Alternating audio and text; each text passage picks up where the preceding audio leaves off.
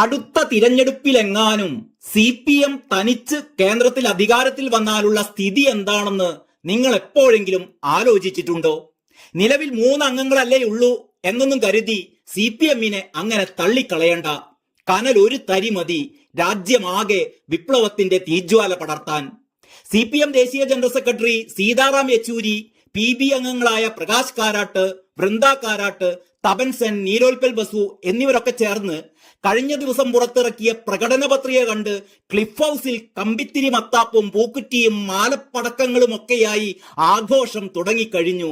എന്താന്നല്ലേ, അമ്മാതിരി പ്രകടന പത്രികയാണ് ഇവർ പുറത്തിറക്കിയിരിക്കുന്നത്. വീണമോൾ സന്തോഷം കൊണ്ട് തുള്ളിച്ചാടുകയാണ്. കുഴൽനാട ഷോൺ ജോർജെ, നിനക്കൊക്കെ എന്ത് ചെയ്യാൻ പറ്റും ഇനിയെന്നാണ് വീണമോളുടെ ചോദ്യം. PV എന്നും KK എന്നും OC എന്നും IK എന്നും RC എന്നും ഒക്കെ കർത്തായുടെ കരിപിടിച്ച പുസ്തകത്തിൽ ചുരുക്കപ്പേരുള്ള ചിലരും ഇതിനൊപ്പം അർമാദിക്കുകയാണ്, തുള്ളിച്ചാടുകയാണ്.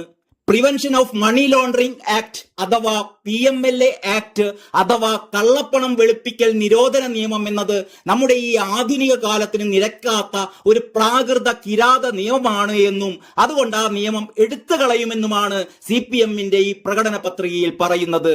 വീണമോൾക്കും PVക്കുമൊക്കെ CPM അപ്പൂപ്പന്മാരുടെ വെടിക്കെട്ട് സമ്മാനം.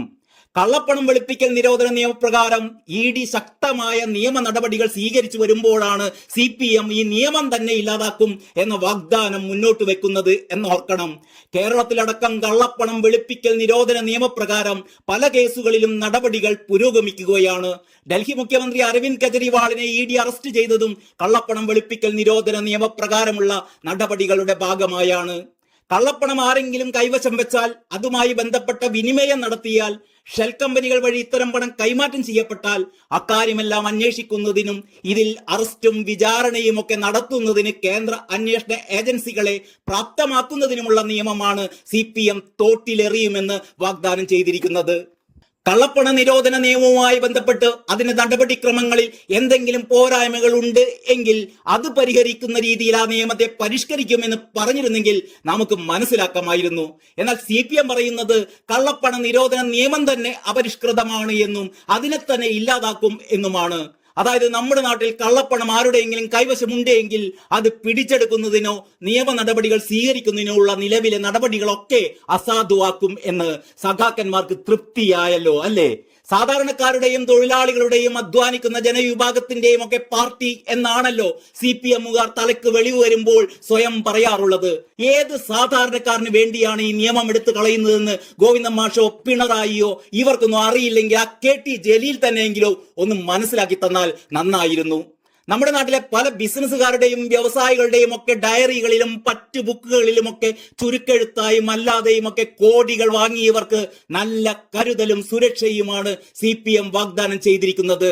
കുഞ്ഞാലിക്കുട്ടി സാഹിബും ചെന്നിത്തലയും ഒക്കെ കണ്ടല്ലോ അല്ലേ? അതാണ് പറഞ്ഞത്, CPMനെ തോൽപ്പിക്കാനാവില്ല മക്കളെ. കള്ളപ്പണ ഇടപാടുകാർക്ക് മാത്രമല്ല CPM പ്രകടന പത്രികയിലൂടെ സംരക്ഷണം ഒരുക്കുന്നത് ഞെട്ടേണ്ട രാജ്യദ്രോഹികൾക്കുമുണ്ട്.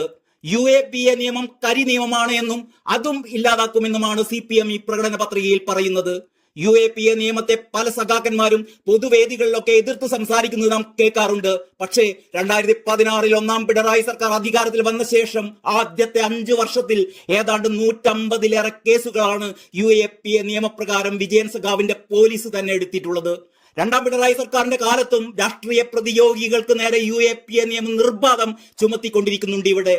ആ CPMന്റെ മൂത്താപ്പമാരാണ് ഈ നിയമവും എടുത്തു കളയുമെന്ന് പറയുന്നത്. ഏതായാലും ഈ പ്രകടന പത്രിക തയ്യാറാക്കിയവർക്ക് നല്ല ചുകപ്പൻ അഭിവാദ്യങ്ങൾ അർപ്പിക്കട്ടെ. സർവ്വലോക തൊഴിലാളികളെ സംഘടിക്കുവിൻ, ശക്തരാകുവിൻ എന്ന മുദ്രാവാക്യം ഇനി നമുക്ക് തിരുത്തി വിളിക്കാം. സർവ്വലോക കള്ളപ്പണക്കാരെ, രാജ്യദ്രോഹികളെ സംഘടിക്കൂ, ശക്തരാകൂ. കനലൊരു തരിമതി നമുക്ക് കത്തിപ്പടരാൻ. നിർത്തട്ടെ. നന്ദി, നമസ്കാരം.